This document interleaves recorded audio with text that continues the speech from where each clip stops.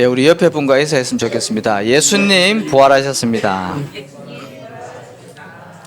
5월 달에 그 석가탄신일 있잖아요. 그래서 아마 길 다니시면서 많이 볼 텐데 이렇게 연등이 이렇게 길거리에 이렇게 쫙 걸려 있습니다.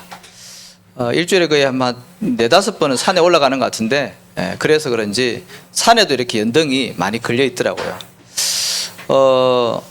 석가모니 뭐 제가 자세하게 연구는 안 했지만 뭐 종교 그 비교 종교학 때 한번 잠깐 이렇게 짧게 공부한 적이 있는데, 석가모니에 대해서 이렇게 좀 봤는데 불교와 이렇게 굉장히 느끼는 점은 굉장히 좀 좋은 종교다. 어쨌든 왜냐하면 뭐 착하게 또 살아야 되고 내 것을 비워야 되고, 석가모니가 있는 동안에 많은 깨달음과 또 좋은 말들을 많이 했잖아요. 근데 중요한 거는 뭐냐 하니까 이분이 너무 훌륭한데 결론적으로 그리스도가 아니라는 거죠. 이분이 죽을 때 그 자료를 보니까 식중독에 걸려서 죽었더라고요. 보니까 그 제자들이 공양을 받아온 걸 가지고 이렇게 먹었는데 이렇게 배가 너무 아파가지고 고생을 하다가 자기가 이제 죽겠다는 것을 이제 감지를 하고 제자들에게 이렇게 몇 마디 유언한 게 있더라고요. 이분이 이제 죽고 나서 다시 살아나지는 않았죠. 그죠? 그리스도의 그 조건이 있는데 뭐냐니까 그 하나님이셔야 돼요. 그리스도의 조건이 하나님이어야 됩니다. 그리고 그리스도라는 조건으로 또 대속의 은혜가 있어야 돼요. 우리를 대신해서 죽으셔야 된다는 거죠. 그렇잖아요. 죄가 없어야 된단 말이죠. 그리고 세 번째가 뭐냐니까 그리스도라는 증거로 살아나셔야 돼요. 그 부활의 은혜죠. 이 세 가지가 충족되어져야지 그리스도거든요. 근데 이 세 가지를 충족하신 분이 바로 예수님입니다. 그래서 우리가 예수님을 그리스도라고 하는 거죠. 석가모니는 훌륭한 분이지만 그리스도는 아니에요. 그죠? 유교를 창시한 공자도 훌륭한 분이지만 그리스도는 아닙니다. 그죠? 그래서 예수님만 그리스도가 되는 겁니다. 그분이 죽었다가 3일 만에 부활하셨습니다. 그래서 오늘 우리가 부활주일로 예배를 드리게 되는데요. 우리가 이 부활의 축복을 사실은 날마다 누려야 되는데요. 그러려고 하니 이 부활하신 그리스도의 이 부활의 당연한 것을 먼저 좀 알아야 되겠습니다. 왜 예수 부활이 당연한가? 사람들은 예수님 부활했다 그러면 잘 안 믿잖아요. 근데 부활하셔야 될 이유가 뭐냐니까 요한복음 10장 30절에 보니까 예수님께서 나와 아버지는 하나니라 그랬습니다. 그 말은 뭐죠? 예수님이 하나님이라는 증거입니다. 그래서 사망과 죽음이 예수님을요 가둘 수가 없어요. 묶을 수가 없다니까요. 왜? 하나님이시기 때문에 당연히 부활을 하셔야 되는 거죠. 창조주 하나님 아니겠습니까? 그리고 빌립보서 2장 6절에 보니까 그는 근본 하나님의 본체시다 그랬습니다. 하나님과 동등됨을 취할 것으로 여기지 아니하시고 오히려 자기를 비워 종의 형체를 가지사 사람의 몸을 입고 이 땅에 오신 분입니다. 우리를 구원하시기 위해서. 그래서 예수님은 하나님이라니까요. 그러니까 당연히 부활하실 수밖에 없는 거죠. 그리고 살아있을 때 이미 부활하실 것을 여러 번 얘기했다니까요. 말씀 그대로 이루어진 겁니다. 그리고 이 부활의 필연성이 있지 않습니까? 왜 그러면 예수님이 부활을 하셔야 됩니까? 이유가 있지 않습니까? 고린도전서 15장 20절에서 23절에 보니까 부활하셔서 부활한 모든 사람들의 첫 열매가 되셨다 그랬습니다. 아까 우리 집사님 기도할 때도 얘기했듯이 이 고린도서 15장 20절 23절에 보니까 부활의 첫 열매가 되셨대요. 그 말은 뭡니까? 우리도 나중에 죽으면 예수님처럼 똑같이 부활한다는 말이죠. 그게 고린도전서 15장 51절에서 52절에 기록되어 있습니다. 예수님 재림하실 때 나팔 불면 그때 우리도 홀연히 다 변화되어져서 다시 살아난다 그랬습니다. 그래서 예수 믿은 사람은요 천국에 올라갈 수 있는 모습으로 부활의 모습으로 갖추게 됩니다. 그리고 예수 안 믿은 사람도요 지옥 갈 수 있는 모습으로 다시 깨어난다 그랬거든요. 그렇죠. 그 사람 지옥 가는 거예요. 그래서 예수님의 이 부활은요 반드시 이루어져야 되는 겁니다. 그리고 예수 부활의 절대성이 있죠. 그게 뭡니까? 요한복음 16장 7절에 보니까 내가 떠나가는 것이 어디로 떠나갑니까? 하나님께 보좌로 올라간다는 말입니다. 너희에게 유익하다 그랬습니다. 왜 그렇습니까? 요한복음 14장 16절에 보니까 올라가셔야지 이 하나님의 보혜사 성령을 너희에게 보내주신다 그랬거든요. 그래서 너희와 함께 영원토록 함께 있겠다. 이제 그 말씀을 주신 겁니다. 그래서 예수님께서 부활하셔서 성천하셔서 성령으로 우리와 함께 하셔야 되는 거죠. 그래야지 우리의 구원이 보증되어지는 겁니다. 그래서 부활은요, 당연한 것이고 필연적인 것이고 절대적인 것입니다. 이 부활하신 그리스도를 우리가 지금 믿는 겁니다. 그렇죠? 그러면 지금 우리에게 부활의 능력과 역사가 반드시 일어나게 되어 있는 겁니다. 이 부활의 축복이 우리 모든 성도님들에게 일평생 누려지기를 예수 이름으로 축복합니다. 그래서 이 부활하신 예수님께서 메시지를 주셨지 않습니까? 그 부활하신 예수님의 메시지, 그게 사실은 중요한 거거든요. 오늘 제목처럼 이 그리스도의 부활 메시지, 이걸 우리가 잘 기억을 하셔야 됩니다. 왜 40일 동안 있으면서 예수님께서 메시지를 주셨는지, 우리 마태복음 28장 16절에서 20절, 그죠? 모든 족속으로 가서 제자 삼으라. 이게 예수님의 명령이고요. 마가복음 16장 15절에서 20절, 또 치유의 메시지를 주셨고요. 그 다음에 요한복음 21장 15절에서 17절의 말씀처럼 내 어린 양을 먹이라 그랬습니다. 이게 부활하신 예수님의 주된 메시지거든요. 이거를 우리가 언약으로 딱 붙잡아야 되겠죠. 부활주일 날.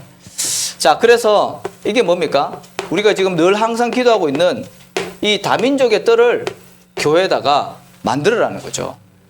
예수님 분명히 그랬잖아요. 모든 족속이라 그랬습니다. 모든 족속, 단 한 사람도 빠짐없이 모든 족속에게 가서 내 제자를 그리스도의 제자 삼으라, 그렇게 말씀을 주셨거든요. 모든 족속 그럴 때 그때 당시만 해도 이게 과학이 발달이 안 됐고 문명이 아직 발달이 안 됐기 때문에 정확한 수치가 안 나왔지 않습니까? 근데 지금 통계를 내보면요, 237개 나라가 있다고 합니다. 그리고 5,000개의 종족이 있다고 그랬습니다. 그래서 이렇게 수많은 나라와 민족들이, 종족들이 있는데 이 사람들에게 다 우리가 복음을 전해야 되는 거죠. 그렇잖아요. 이게 예수님의 명령이라니까요. 우리나라가 사실은 복음이 안 들어왔을 때, 우리나라 복음 들어온 지 한 200년 정도밖에 안 됐거든요. 이제 그전에는 아시다시피 우리가 역사, 국사 이런 거 통해서 알다시피 우상 숭배 많이 했잖아요. 그죠? 우리 5,000년 역사가 샤머니즘, 우상, 그리고 그런 무속, 그런 배경이라니까요. 그러니 그런 나라에 선교사님들이 많이 들어오셨지 않습니까? 200년 전부터.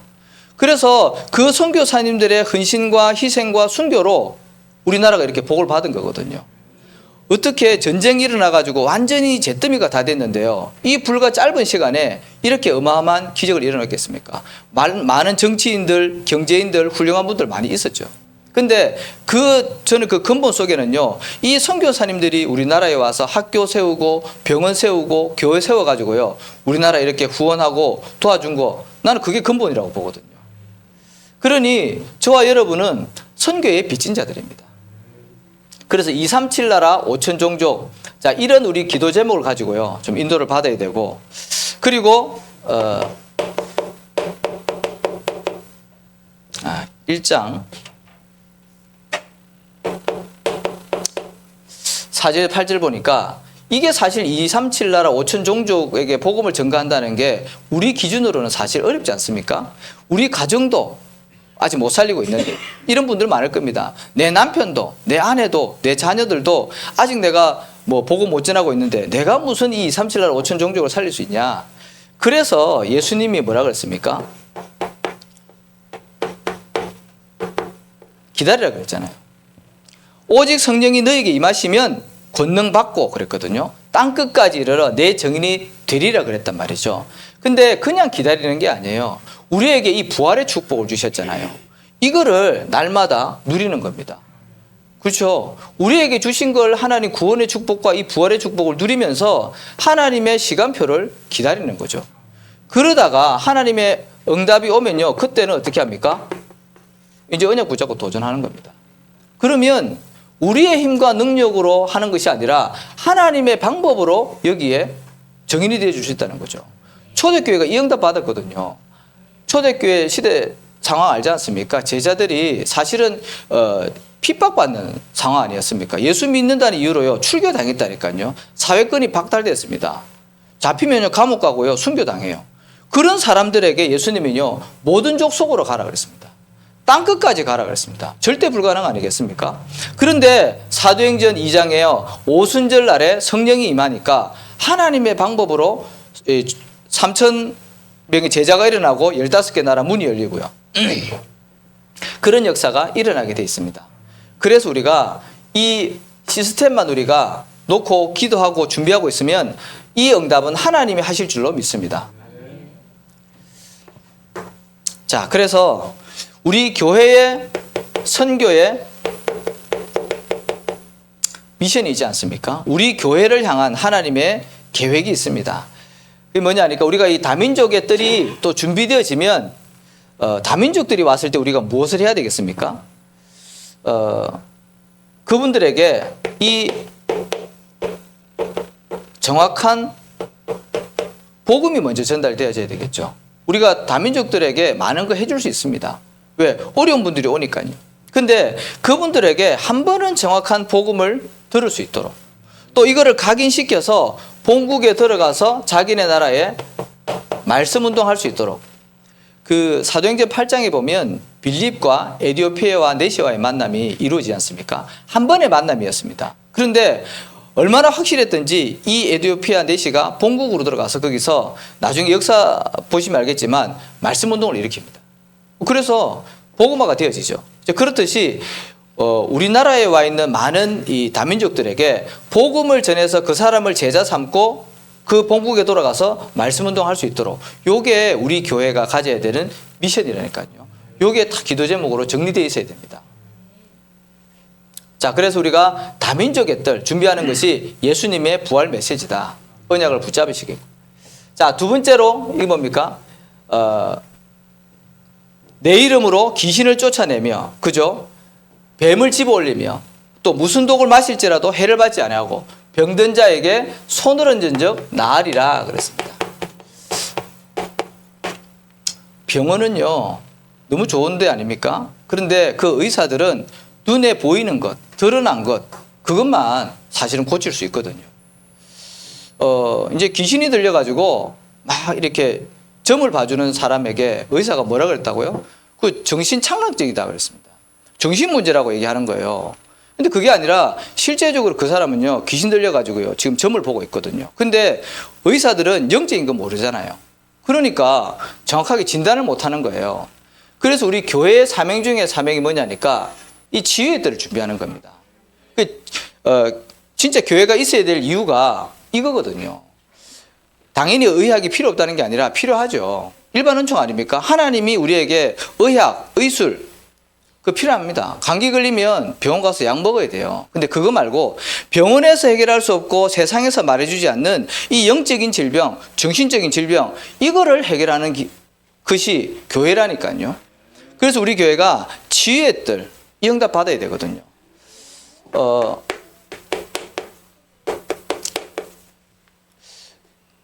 그 동물에게는 하나님이 필요가 없습니다. 왜? 영혼이 없기 때문에 그래요. 동물은 아무리 똑똑하고 아무리 깨끗해도요, 그 배 부르고 등 따시면 끝이에요. 그냥 만족한다니까요. 그리고 개가 한 번도 아무리 똑똑한 개라도 예배 드리거나 기도한 적이 없습니다. 원숭이가 아무리 IQ가 높아도요, 예배 못 드려요. 근데 사람만 하나님의 형상대로 지원받았기 때문에 예배 드릴 수 있는 겁니다.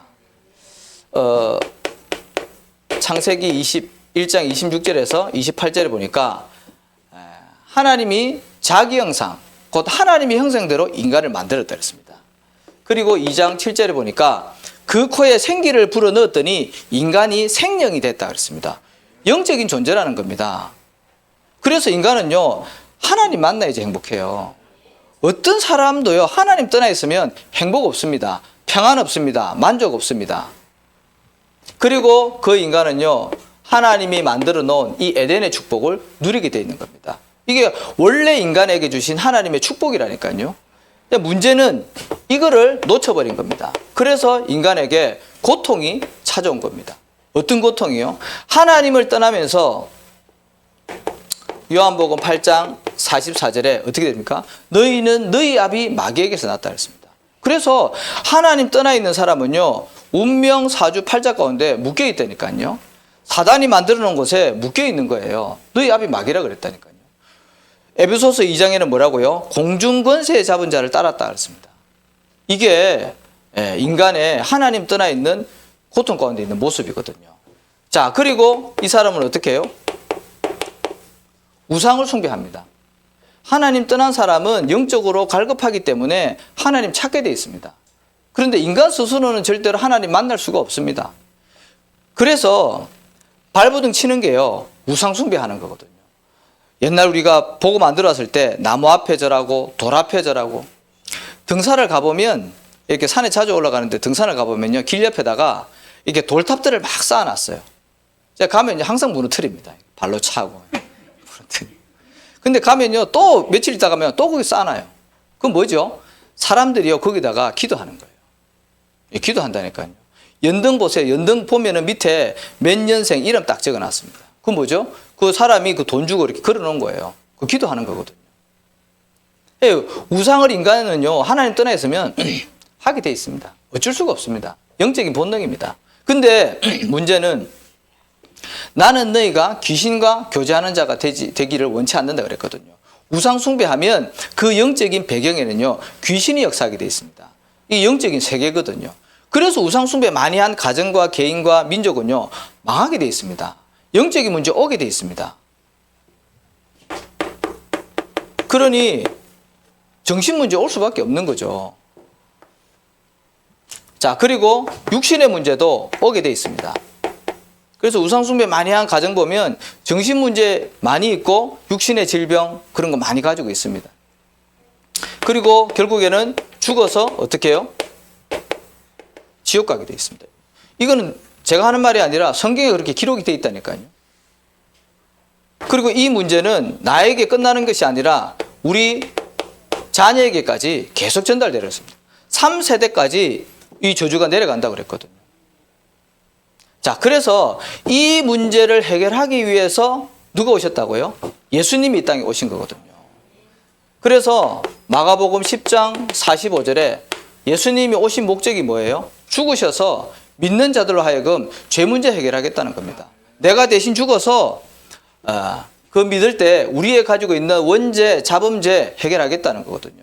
인자가 온 것은 섬김을 받으려 함이 아니요 오히려 섬기려 하고 자기 목숨을 많은 사람들에게 대속물로 주기 위함이다 그랬습니다. 그래서 예수님이 하나님의 어린 양이 되신 겁니다. 십자가에 죽으신 거죠. 그리고 오늘 우리 강단의 말씀처럼 부활하셔서 사단의 권세를 완전히 깨트리고요, 사망 권세 박살냈습니다. 그래서 그분을 믿을 때 우리 안에 생명이 들어오는 거예요. 그래서 하나님 만나는 길을 열어주신 겁니다. 내가 곧 그 길이요.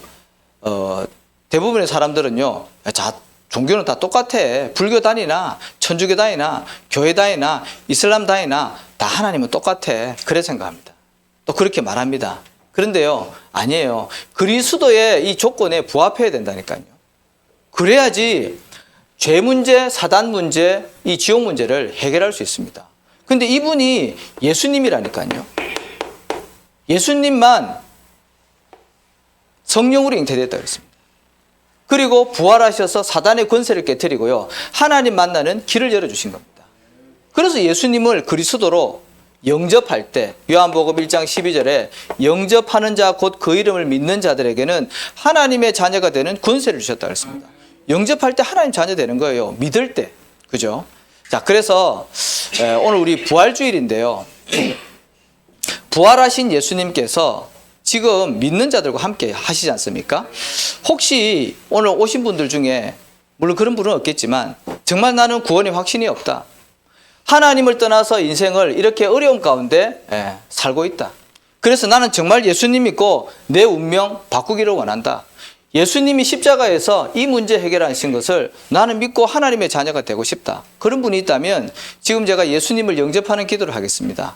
그래서 예수님을 구주로 나의 그리스도로 영접하셔서 하나님 자녀 되는 축복을 받으시기 바랍니다. 원하시는 분들은요, 눈을 감으시고 제가 하는 기도를 따라 하시기 바랍니다. 살아계신 하나님 아버지, 저는 죄인입니다. 하나님을 떠나서 우상 숭배하며 죄악 가운데 사단에게 붙잡혀 인생을 살아왔습니다. 예수님께서 십자가에서 나의 모든 죄를 용서하시고 죽은 지 3일 만에 부활하셔서 사망 권세, 사단의 권세를 깨트리시고 하나님 만나는 길을 열어주심을 감사합니다. 지금 이 시간 내 마음의 문을 열고 부활하신 예수님을 나의 구주, 나의 그리스도, 나의 하나님으로 영접합니다. 지금 내 마음속에 들어오시옵소서. 하나님 나라 가는 그날까지 나를 인도하시고 내 삶을 축복하여 주옵소서. 예수 그리스도 이름으로 기도합니다. 아멘. 하나님의 자녀 되는 것, 저는 이게 인생의 시작이라고 보거든요. 자, 그래서 교회는요, 다른 거 하면 안 돼요. 이거 해줘야 됩니다. 그렇잖아요. 교회가 이 세상에 있을 이유. 영적 문제에 시달리는 사람들이 복음 받고 참 자유를 얻고 참된 축복을 받을 수 있도록. 자, 그래서 이 복음 가진 사람이 현장을 어떻게 해요? 치유할 수 있습니다. 이 복음이 증거되어지는 개인과 또 민족과 그 시대는 반드시 살아나게 되어 있습니다. 사도행전 3장에 보니까 안전뱅이에게 베드로가요, 복음을 전했습니다. 그랬더니 그 수많은 사람들이 40년 동안 성전을 다녔는데요, 한 사람도 그 안전뱅이를 일으키지 못했어요. 그 많은 종교인들과 지도자들이 있었잖아요. 근데 베드로가 예수 그리스도 이름으로 이렇게 세웠다니까요. 복음이 들어가면 개인이 살아나게 되어 있습니다. 그리고 그 나라와 민족이 살게 되어 있다니까요. 아까 말씀드린 대로 우리나라에 복음을 안 전해줬으면요, 선교사님들이요, 우리나라는 지금도 여전히 노예 포로 소국 가운데 있을 거예요.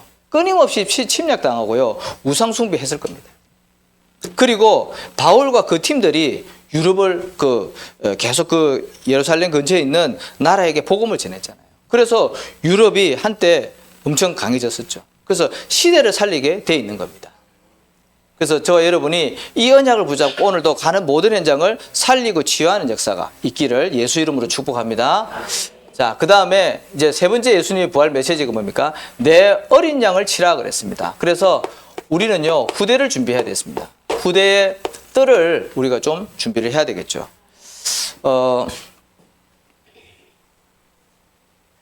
최근에 보니까 기사에 보니까 강릉에서 뭐 마약이 2톤인가? 그게 발견됐다 그랬죠. 우리나라에 이제 들어오다 걸렸는데 지금 하나님의 은혜죠. 만약에 그게 적발이 안 됐다면 그게 뭐 몇천만 명이 먹을 수 있는 양이래요. 그게 우리나라에 지금 뿌려진다고 생각을 해보세요. 우리 후대들이요, 다 무너지는 겁니다, 쉽게. 자, 그렇듯이 이런 어렵고 위험한 시대를 우리 후대들이 이제 살아가야 되는데 하나님의 은혜가 아니면 안 되거든요. 그래서 여기 우리가 기도하면서 어떤요? 후대의 뜰을 준비하자는 겁니다. 우리 후대가 무너지면 안 되잖아요. 자, 그래서 우리가 후대를 위해서 기도해야 되는데 예수님의 말씀을 통해서 약속하신 것이 있거든요. 요한복음 2장 13절에서 17절에 보니까 어떻게 해요? 예수님이 이제 성전에 들어가셔가지고 채찍을 휘두르면서요 장사하는 있는 사람들을 다 쫓아냈다 그랬습니다. 그들이 이 이방인의 뜰, 기도의 뜰, 아이들의 뜰이었거든요. 거기서 장사하니까 하나님과 방향이 안 맞는 겁니다. 그래서 예수님이요 다 쫓아낸 겁니다. 그렇듯이 이 교회는 아이들이 와서 마음껏 놀 수 있고 쉴 수 있고 복음을 준비할 수 있는 그런 시스템이 있어져야 된다는 거죠. 그래서 예수님도 뭐라고요? 나를 위해서 울지 말고 네 자녀들을 위해서 울어라. 왜? 어려움 당할 시대가 올 거니까.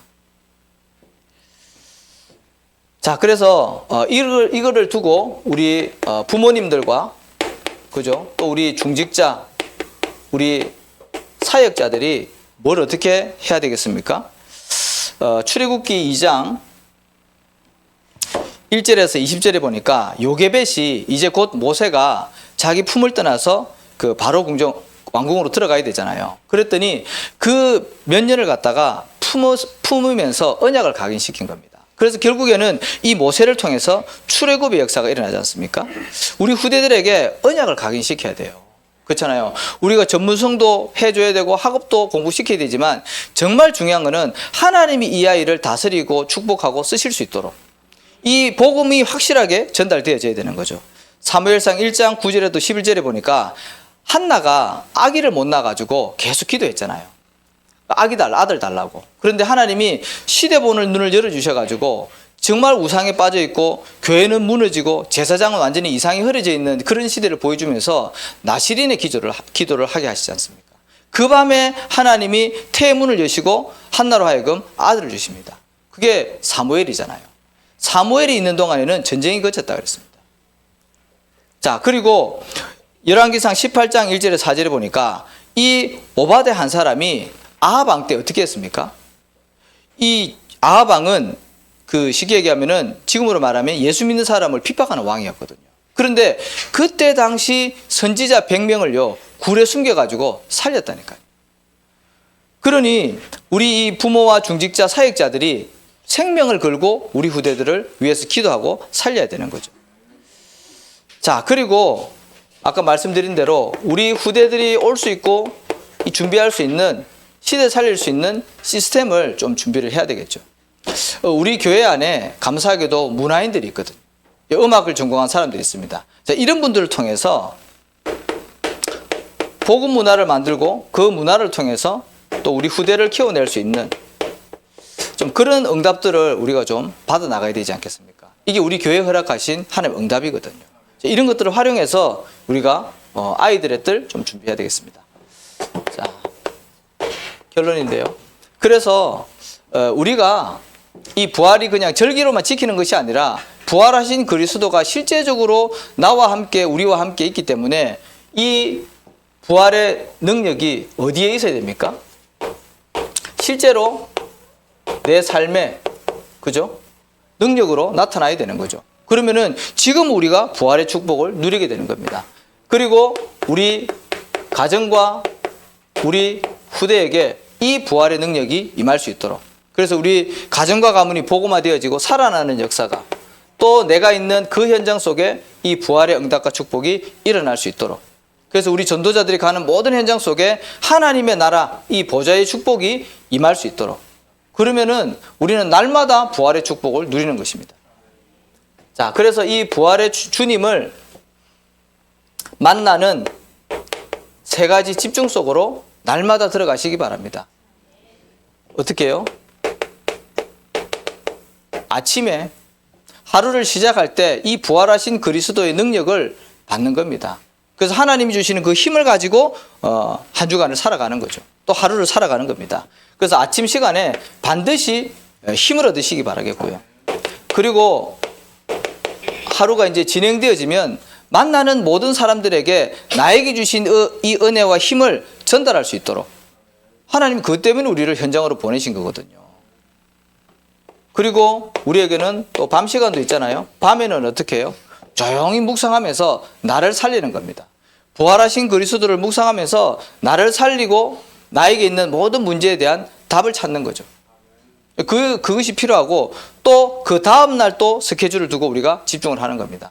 그러면 날마다 부활하신 능력이 나에게, 우리에게 모든 일들 속에 응답하시고 역사하실 줄로 믿습니다. 그래서 한 주간도 이 말씀 붙잡고 부활의 축복을 사실로 누리시기를 예수 이름으로 축복합니다. 살아계신 하나님 감사합니다. 우리를 사랑하셔서 하나님의 자녀 삼아주시고 부활하신 그리스도 언약을 붙잡고 또 가는 모든 현장 살리는 전도자의 여정 속에 있게 하심을 감사를 드립니다. 한 주간도 말씀을 붙잡고 부활하신 그리스도를 증거하며 내 삶을 살리고 또 우리 가정을 살리며 현장을 살릴 수 있도록 하나님께서 성령의 충만함으로 역사하여 주옵소서. 예수 그리스도 이름으로 기도합니다. 아멘.